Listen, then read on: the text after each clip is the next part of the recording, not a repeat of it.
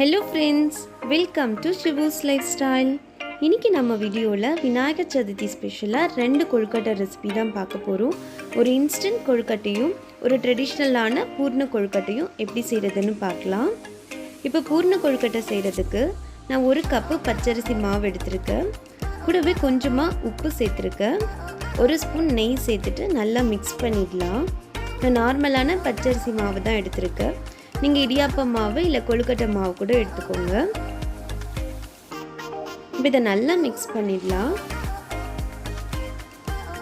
இப்போ நல்லா கொதிக்கிற தண்ணியை கொஞ்சம் கொஞ்சமா சேர்த்துட்டு கலந்துடலாம். 1 கப் பச்சரிசி மாவுக்கு 1.5 இருந்து 1.5 கப் தண்ணி தேவைப்படும். நீங்க முதல்ல சேர்த்துடாம கொஞ்சம் கொஞ்சமா சேர்த்துட்டு இந்த மாதிரி நல்லா mix பண்ணிடலாம். இப்போ இது நல்லா கலந்து ஒரு பால் மாதிரி ஃபார்ம் ஆகட்டும்.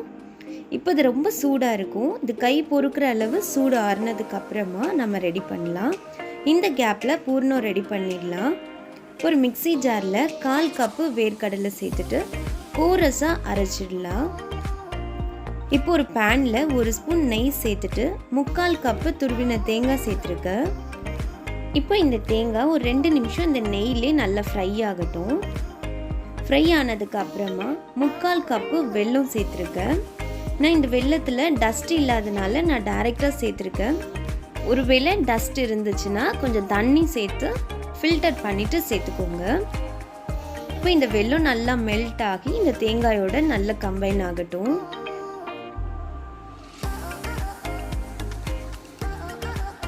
அடிப்பிடிக்காம இருக்க நான் 1 ஸ்பூன் நெய் சேர்த்துருக்கேன். இப்போ இதை நல்லா மிக்ஸ் பண்ணிடலாம். இந்த ஸ்டேஜ்ல நம்ம பவுடர் பண்ணியிருந்த வேர்க்கடலையும் சேர்த்துடலாம்.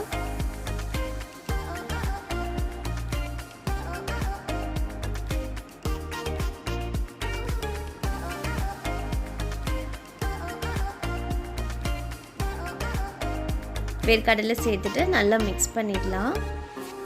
இதெல்லாம் நல்லா மிக்ஸ் ஆனதுக்கு அப்புறமா ஒரு 2 பிஞ்ச் ஏலக்காய் பவுடர் சேர்த்துடலாம்.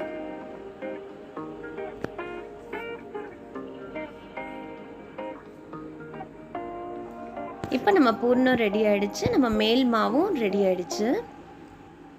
இப்போ ஒரு வாழை இலையில கொஞ்சமா நெய் அப்ளை பண்ணிடலாம்.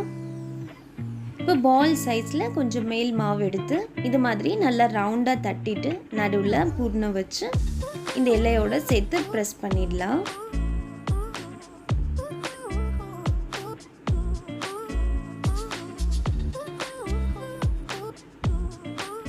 இப்போ வாழை இலை இல்லைன்னா இந்த மாதிரி மோல்டு இருந்தாலும் நம்ம ரெடி பண்ணிடலாம். அதே மாதிரி நெய் கொஞ்சமா கிரீஸ் பண்ணிட்டு இந்த மாவு உள்ள வச்சு நல்லா பிரஸ் பண்ணிடலாம். சென்டர்ல பூர்ணம் வச்சுட்டு க்ளோஸ் பண்ணிடலாம். இது பிகினர்ஸா இருந்தாலும் ஈஸியா வந்துரும் இந்த மெத்தட்ல.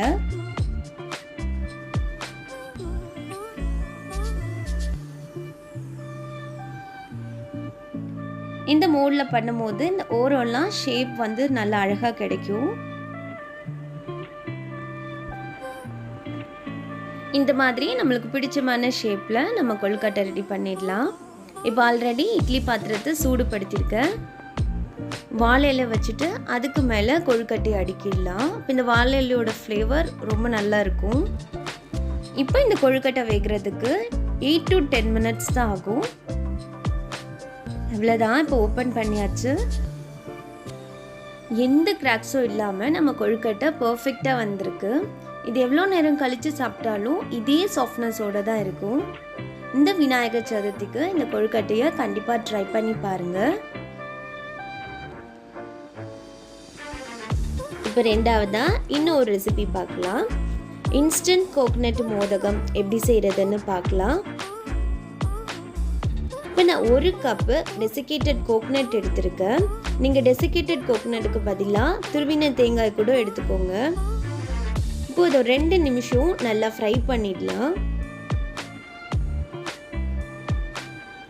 இது கூடவே நான் 1/4 கப் கண்டென்ஸ்டு மில்க் சேர்த்துருக்கேன். கண்டென்ஸ்டு மில்க் சேர்க்க விருப்பம் இல்லைன்னா மில்க் பவுடரும் பவுடர் சுகரும் கூட சேர்த்துக்கோங்க. இப்போ இந்த கோகனட்டோட கண்டென்ஸ்டு மில்க்கையும் சேர்த்துட்டு நல்லா மிக்ஸ் பண்ணிடலாம். இப்போ நல்லா மிக்ஸ் ஆனதுக்கு அப்புறமா few drops நான் ரோஸ் மில்க் எசன்ஸ் சேர்த்துருக்கேன்.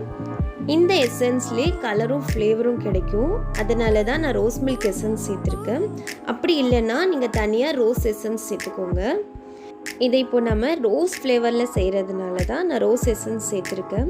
அப்படி இல்லைன்னா நீங்கள் ப்ளெயினாக ஏலக்காய் பொடி மட்டும் கூட சேர்த்துக்கலாம். அவ்வளவுதான், ரெடி ஆகிடுச்சு. இப்போ இந்த மாதிரி ஒரு மோல்டு எடுத்துக்கலாம். கொஞ்சமாக நெய் ப்ரஷ் பண்ணிடலாம். இப்போ அழகுக்காக ரோஸ் பெட்டல்ஸை குட்டி குட்டியாக கட் பண்ணி இந்த மாதிரி வச்சுருக்கேன். இப்போ நம்ம ரெடி பண்ண கோகனட் வச்சிடலாம்.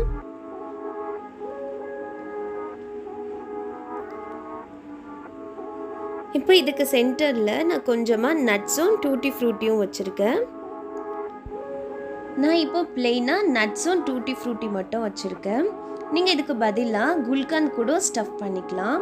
குல்கந்த் எப்படி செய்யணும்னு ஆல்ரெடி நான் வீடியோ போட்டிருக்கேன். அதுக்கான லிங்க்கை டிஸ்கிரிப்ஷனில் கொடுக்குறேன், செக் பண்ணி பாருங்கள்.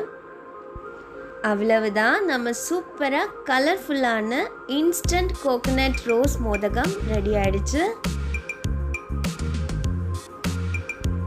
இந்த ஸ்வீட்டை குட்டீஸ்லேருந்து பெரியவங்க வரைக்கும் கண்டிப்பாக விரும்பி சாப்பிடுவாங்க.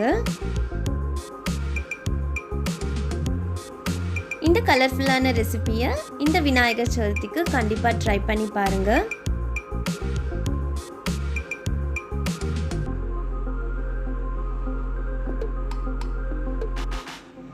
ட்ரை பண்ணி பார்த்துட்டு எப்படி இருந்ததுன்னு உங்கள் ஃபீட்பேக் எங்கள் கூட ஷேர் பண்ணுங்கள். இந்த வீடியோ உங்களுக்கு பிடிச்சிருக்கோன்னு நினைக்கிறேன். பிடிச்சிருந்ததுன்னா லைக் பண்ணுங்கள். மறக்காமல் சேனலையும் சப்ஸ்கிரைப் பண்ணிக்கோங்க. தேங்க்யூ ஃபார் வாட்சிங்.